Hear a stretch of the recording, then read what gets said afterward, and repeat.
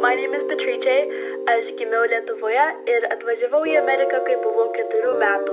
Hace 6 o 7 años que empecé a estudiar español en el colegio y voy a asistir a una universidad en España este año. 마지막으로 저는 한국어를 공부한 지 거의 2년 됐어요. 이 언어가 가장 어려워요.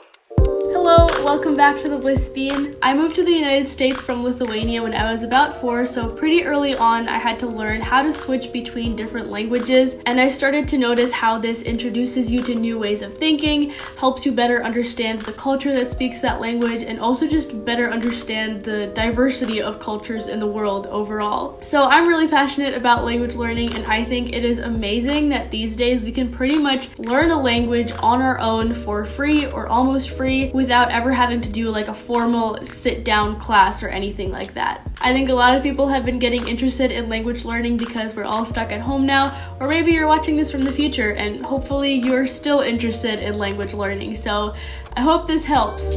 So first, pick a language that you're genuinely curious about or that you'll have some sort of practical use for. You'll need something to motivate you when the learning gets difficult, so you can either remind yourself of why you got excited about that language in the first place, or if you're planning on moving to the country or something, then you have a deadline motivating you because you want to get fluent before you go there. If you don't have an interest in a language, don't pick it just because it's statistically widely spoken around the world. Maybe it's not personally useful to you. And on the flip side, even if you have no practical purpose for a language, but you're just really curious about it, go for it. It's your life. Learning a language can't really hurt, and who knows, maybe sometime in the future you will have a practical opportunity to use that language. Next, you might want to set some sort of a clear objective for what level of language fluency you want to reach and by when. So if you're not really in a rush, I don't think this is necessary. You can just enjoy the learning process however long it takes. But if you do want to reach fluency by a certain time, then you might want to set some sort of goal, like I want to be able to read Harry Potter in my target language, or by this month I want to be able to converse with a native speaker. Aside from a clear objective, like something that you can mark as done once you've completed it, I think it's also really important to remind yourself in some way of your commitment to language learning, whether it's just writing a few inspirational messages on post-its and sticking them where you can see them every day, or setting one of those aesthetic study blur quotes as your phone wallpaper. For me, one of my 2020 intentions that I read out loud every single morning was about language learning, so I wrote, "I'm making time to study languages every day, diversifying my study tools, and challenging myself to use these languages even when it's difficult." Alright, now that we've got your mindset in place, it's time to gather your resources. First of all, you'll want a notebook or a binder to keep all of your notes organized in one place. It does not hurt to get organized from the very beginning. Second, I think it's really important to have some sort of a go-to resource that's just going to be like your holy grail of grammar, you know? Because if you just watch some YouTube videos here and there, look up some vocabulary lists here and there, it's just going to be a very disjointed process. You'll pick up some vocabulary, you'll pick up some phrases, but it's really nice to have a solid foundation of grammar where you can trust that it'll teach you all the basics that you need to know and in an order that makes sense where it builds on your current knowledge. So this can be a website, a textbook, or like some sort of video series on YouTube. If you're learning a fairly common language, it shouldn't be too difficult to find some resources. I would go online and see what other people are recommending. Language learning forums or subreddits are a great place to do that. I would also recommend having at least 2 different resources for grammar because I find it's really helpful to have the same thing explained 2 different ways. So like I use howtostudykorean.com for learning Korean grammar, but my tutor will also use lessons from this textbook, and I find that when those lessons overlap in topics, having 2 different explanations helps me understand the concept so much more deeply, and usually if one explanation is missing something, the other one will fill in whatever information I need. Or recently, I noticed that How to Study Korean covered a few different grammar topics completely separately, like spaced really far apart, but then in the textbook, it went over all of them at the same time, and I didn't realize until then how they were all connected, so it can help you see new connections as well.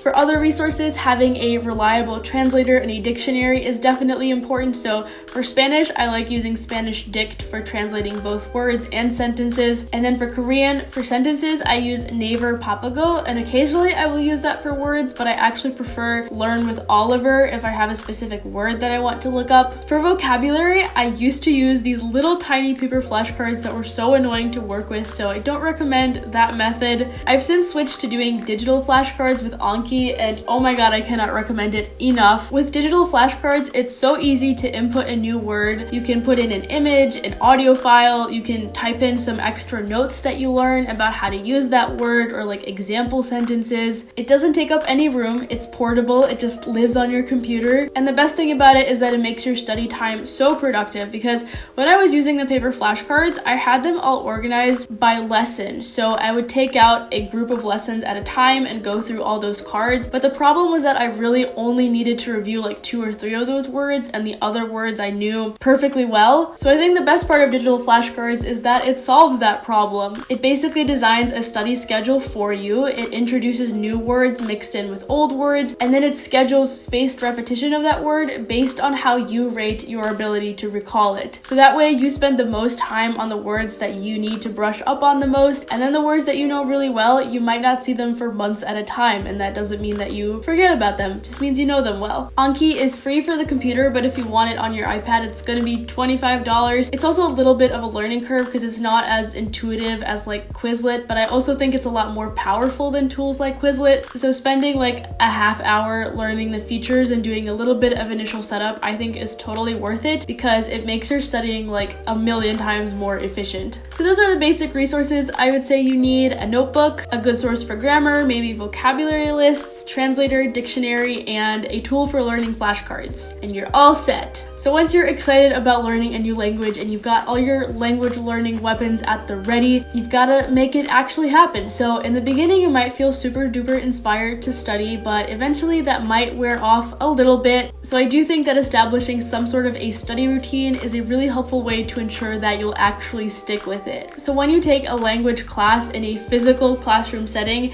you have to show up at a certain time, you have to get your homework done. And when you're learning by yourself, I think it's a good idea to make some sort of a commitment with yourself that you're going to be as dedicated as you would be if someone were forcing you to learn that language. So be realistic when creating your schedule about how much time you actually have to dedicate to this. So my schedule currently, because I'm on a gap year and we're all stuck at home and I really want to take advantage of this time that I have now, I am doing Monday to Saturday, first thing in the morning, 2 hours, sometimes 1 hour of studying Korean, followed by 30 minutes of Spanish. If you've got less time, maybe your schedule will be Monday, Wednesday, Friday, a half hour after lunch. Try not to go for too long without any studying because consistent review is really important for your brain. So like Monday, Wednesday, Friday is good because then the longest that you go without any studying is 2 days. On the off days, just take like 3 to 5 minutes. Honestly, any little bit matters. While you're riding the bus or standing in line at the grocery store, just look over your new vocabulary or the new grammar that you've learned. A little bit will really go a long way in keeping that information fresh in your mind. I know a lot of language learning apps will tout that you can actually like learn and become fluent in a language by doing just 5 minutes a day. I just don't buy into that. I think that in order for your brain to really get into learning mode, to grasp the complicated grammar, and to untangle all of the confusing questions that you're gonna have, you need to have a solid chunk of studying time, like at least 30 minutes or something. Obviously, I'm not a professional educator, that's just what I think. Those 5-minute sessions can be a great supplement, but you should definitely block out longer study sessions to really see real progress. So how to learn a language? The basic components of any language are vocabulary, grammar, reading, writing, speaking, and listening. So when you're just starting, you'll probably cover all of the bases with whatever website or textbook you chose. For example, with howtostudykorean.com, it has really detailed grammar lessons, a vocabulary list that goes with each lesson, example sentences that you can quiz yourself on translating and then read, audio files for each word and sentence, and then for the speaking part, you can just talk to yourself. So as a beginner, your studying might look something like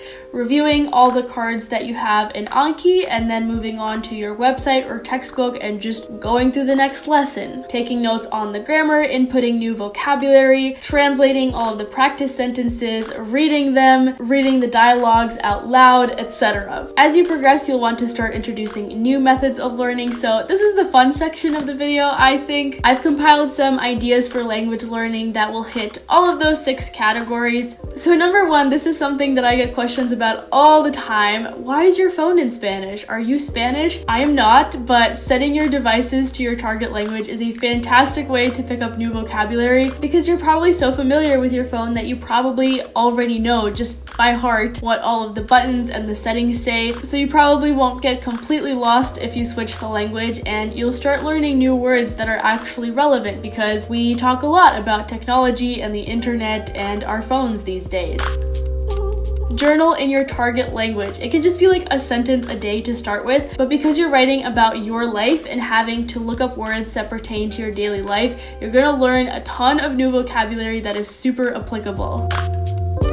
Podcasts. I love the Spanish Duolingo podcast. They do like a real life story in half Spanish, half English. This is a great way to fit language practice if you have a busy life because you can do it on your commute, you can do it while exercising, while cooking, anytime. Listening to songs. So to start with, you can just play the song in the background and just kind of enjoy it, immerse yourself in hearing the language, and then once you've heard it once or twice, you can start to really pay attention and see if there are any words that you can pick out from it. And then a great last step is to actually sit down and look at the full lyrics, look up any new words you don't know, any grammar you don't understand, and then you can listen to the whole thing again with your new understanding of the song. You can find tons of YouTube videos out there for listening practice. These are the ones that I really like to use for Spanish. There were a bunch of people in the comments saying that the speakers were talking too fast or they were really difficult to understand, but like, that's how people talk in Spanish in real life. So don't be discouraged if it's difficult to understand in the beginning. It will get easier, but it is really important to start practicing with those native speakers. So for a few weeks now, I've been taking Korean lessons with a tutor about every 1 or 2 weeks, and it has made such a difference. You can find a tutor that will just practice conversation with you, or a tutor that will prepare a lesson with grammar or reading practice, whatever you want. But it is so valuable to actually have to apply what you've been learning from your textbook to a real life conversation. Like, you can listen to listening exercises and you can speak out loud by yourself to your wall, but nothing compares to when you're facing that little bit of stress where you have to understand what someone is telling you in real life, in the moment, and then have to respond really quickly. That stress paired with being able to receive instant feedback and instantly be corrected just helps you grow so much. As you go about your day, just make a sentence in your target language. So you can start by setting a reminder on your phone to remind you to do this, and then eventually, hopefully, it'll become a habit. So maybe you're making coffee in the morning or something, and you just want to try saying, I bought a new brand of coffee in your target language. 저는 새로운 상표의 커피를 샀어요.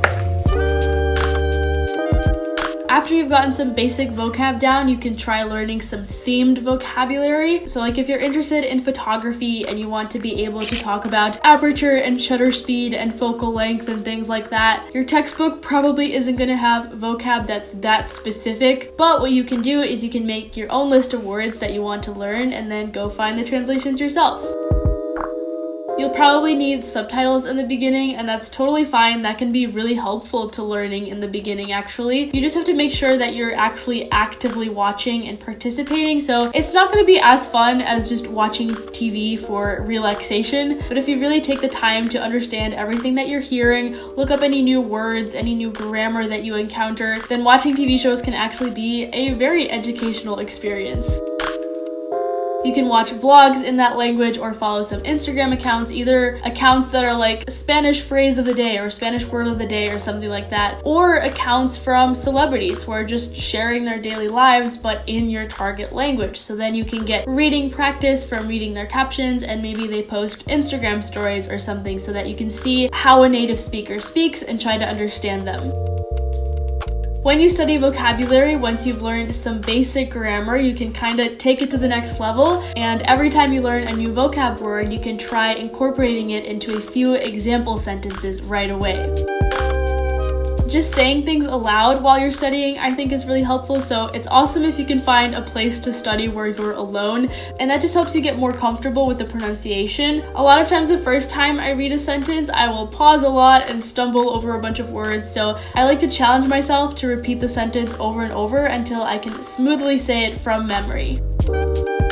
And And lastly, this isn't really tied to any specific category, but I think language learning is just more fun if you can find friends who are also learning the same language. You can motivate each other, maybe ask each other questions, but I wouldn't trust that other person too much because they're also just learning. But just having someone who understands the struggles and the exciting parts of learning that language, I think really helps you keep going with it. As you progress in your studying, notice which areas you're struggling in so that you can devote more time to them. For example, if you're doing really well with reading and writing and grammar, but whenever you have to speak, you just freeze up, try to dedicate more time to practicing speaking, because if one category is lagging behind, that can really hold you back in your language learning overall. So I hope this video was helpful. Let me know in the comments what language you're studying or what language you would like to study. So thank you for watching this video. Please give it a like if it helped you and subscribe to my channel, and I will see you next week. Bye!